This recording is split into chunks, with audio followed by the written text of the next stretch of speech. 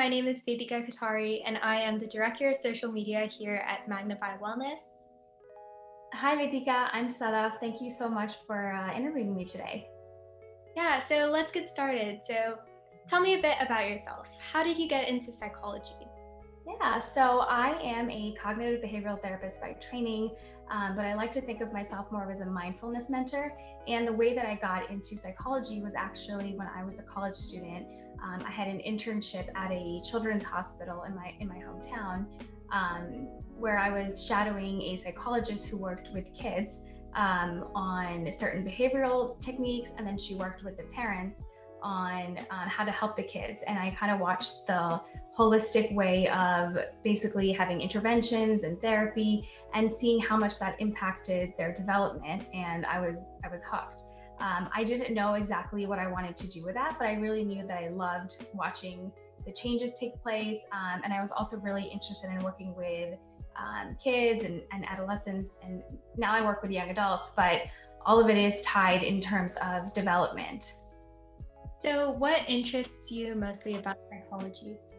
Yeah, so as I mentioned, I am a cognitive behavioral therapist by training, but really I focus on the fact that people can improve their well-being by, really honing in on their personal growth and their development, mostly through a better understanding of their emotions. So my private practice, which is currently virtual, is where I provide coaching sessions on, on ways to help people be more vulnerable, because that is really how you truly grow. And whether that means understanding your inner child, exploring your identity, or learning to have those difficult conversations with yourself about how your fears impact you. And my background in developmental psychology has really taught me that the way that we develop as kids and adolescence really shapes our worldview as adults. So I really love the ability to basically merge those two things, the developmental piece and the mental health piece in my work. That sounds amazing. So do you ever feel stigmatized working in a field that hasn't been as prevalent in the past generations? Absolutely. And my background is South Asian, so I definitely grew up seeing that in my community where help seeking was stigmatized. And I would see people struggle, but not reach out, and not only not reach out, but not have the resources available to get through whatever it is that they were struggling with. I noticed that in our parents' generation, it's the same stigma. But I have noticed that with Gen Z and the younger generations, it's getting so much better. People are, less afraid to ask for help. People are more open and vulnerable about their struggles. And we definitely have a long way to go, but I do see some of those changes. And especially in COVID, I think people are definitely getting more comfortable asking for help. Yeah, so now we're going to be moving into more of the topic questions. So today's topic is how to help a friend. So first question is, we just put up a post about how to help a friend with panic attacks, but we wanted to get your insight on it. How would you go about helping a friend with panic attacks?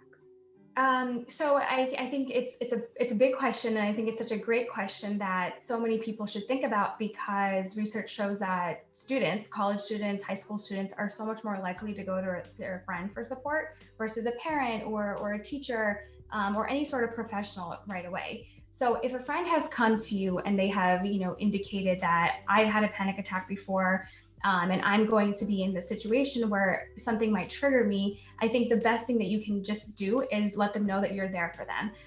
Learn about them, be curious, right? And I think to be curious from a place of wanting to help them versus, make them feel like you're judging them, I think that's really important. So learn about them, learn what helps them. And then there are grounding techniques that help so many people who have panic attacks, which I think should be just mainstream knowledge, given the amount that people are struggling and given how common anxiety attacks and panic attacks are. I think just having that general education on ways to get grounded are really helpful. And maybe you've heard some of them, but it really is, 5 things that you can see, 5 things that you can touch, 5 things that you can smell. And what that really does, it brings you into the present instead of a repressed thought that you're having that is leading you to have a panic attack. So in a situation where you see someone having a panic attack, I think it is really important to know those things. And then you can say, okay, why don't we have a seat? Can you do me a favor and touch this couch? Really bring them bring them to the present. And certain situations, I think you would say, oh, just take a deep breath. But maybe in a panic attack, when a person feels like they're gasping for breath and they can't get it, maybe that's not the most helpful thing to say, right? So just really being in tune to them, letting them know that you're there. I think both of those things are really, really important. Oh, okay. So we also saw that you made a post about when anxiety becomes an issue. Would you say these are the same signs in other people as well? So you were talking about how we see the signs in us. Is it the same for other people? Yeah, it definitely could be. I'm trying to think of, when I work with young people or do a presentation on how to help a friend, I always say some of the signs to look out for, to really know if your friend is struggling. Are things like impulsive behaviors? Is there a sudden change in their behaviors? Like, are they eating less? Are they sleeping less? Are they very irritable all the time? And those things can definitely be related to anxiety as well. But yeah, if you do notice that your friend is kind of going down this like rabbit hole of, dark thoughts, excuse me, that could be a sign that, hey, this is more than just the normal amount of anxiety. Absolutely. So when a friend does come to us, would you say that we should reach out to an adult or a trusted person instead of helping them directly?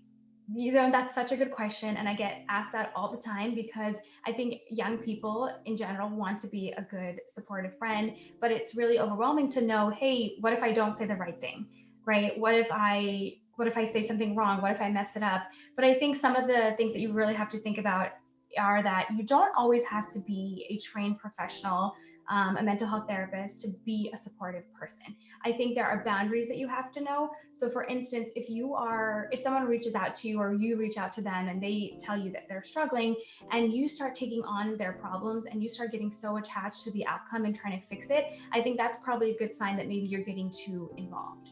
Right? Your job to be a supportive friend is really just to do that, to be there as a source of support, to let them know that you're there. You can be a good listening ear. They can vent, they can talk to you, they can do activities with you, but you can't take on their problems. So that's really important. And then also, I think a lot of times people want to be that confidential person for their friend, but it's really important not to promise confidentiality for everything, because at some point you might need to get an adult involved.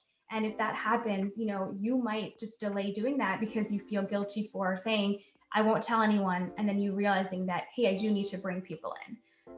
So if there's any kind of safety concern for themselves, for someone else, I think those are the times when you realize, hey, this is out of my purview. And I'm no longer going to be able to be the best source of support for this person. Who can I tell? And it doesn't always have to be parents. It could be, a teacher that you really are close with, that you're comfortable with, a school counselor, a neighbor that feel is very trusted. But also, when you help someone, you can start to take on some of that stress. So if at any point you think it starts to impact your own personal well-being, then I think it's important to also find ways to kind of take care of yourself during those times. So, what if the friend that we're helping does not want us to reach out to anyone at all, but we are still so concerned? What would we do? Because in either way, we would feel bad. So, what would you Yeah. recommend? Yeah, that's such a tough situation. I think that safety is always first. That's what I always tell any young person that I work with. Safety is first. It's better to have your friend be mad at you than to have your friend in a dangerous situation be hurt. Right. At any point, I think that's the way you have to juggle it. And no, it's not going to be easy, and maybe they will. But I think really, if you focus on the safety part, I think your answer is going to be a lot easier to deal with. And then also, I think what you say to that friend, right? I think if you're focusing on, hey, I care about you, and if whatever action I need to take is to help you, I want you to know that I'm still going to be your friend. If you need some space from me, I understand. But that kind of empathy would really go a long way, because it shows your friend that you weren't just, breaking their trust, but you were doing it for the greater good of their safety. That's great. So, what are some examples of responses that we can give to our friends when they come to us for help? Because some of us don't really deal with these things and we don't really know how to respond to people like these.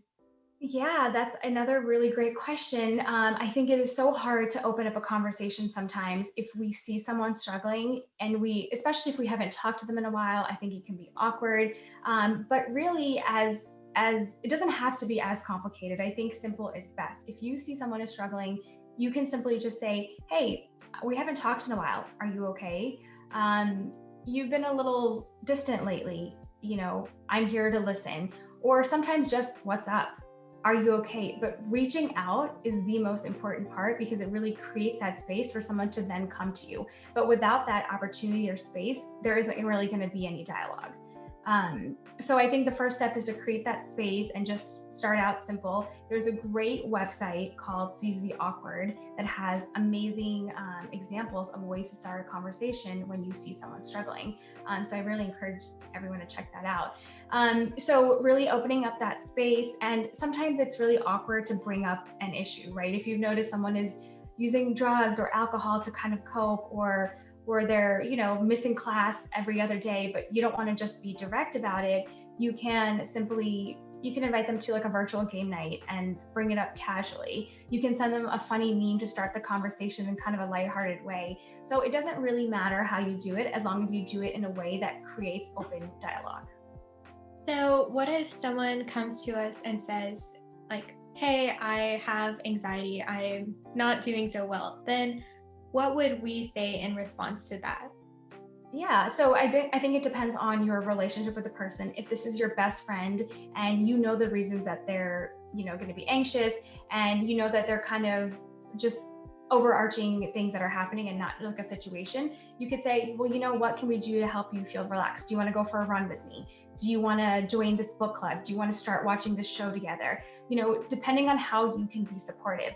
And if they say something like, "I'm so anxious that, I don't even know who I can talk to," and you don't think that you can be that person, you can help them find resources. And these days, it is really easy to find resources. If you know that they aren't going to be someone who will openly talk to a school counselor, a parent, or anything, you can send them the number to crisis text line, which is completely anonymous.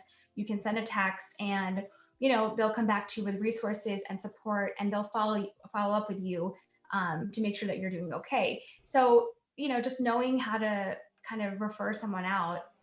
And refer someone out sounds very clinical, but really, as friends and peers, we can do that, and we can even say, like, "I wish I could help you with this, but I think that you could really benefit from this thing."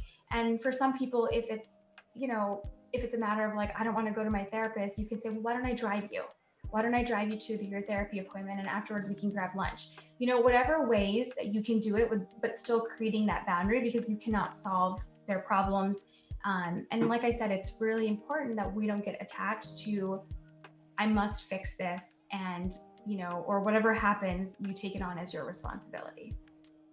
So, let's say that we did get attached to them. Let's say that they overwhelmed us with their thoughts, their emotions, and we don't really know how to get out of it. How would you say we would help ourselves in that way?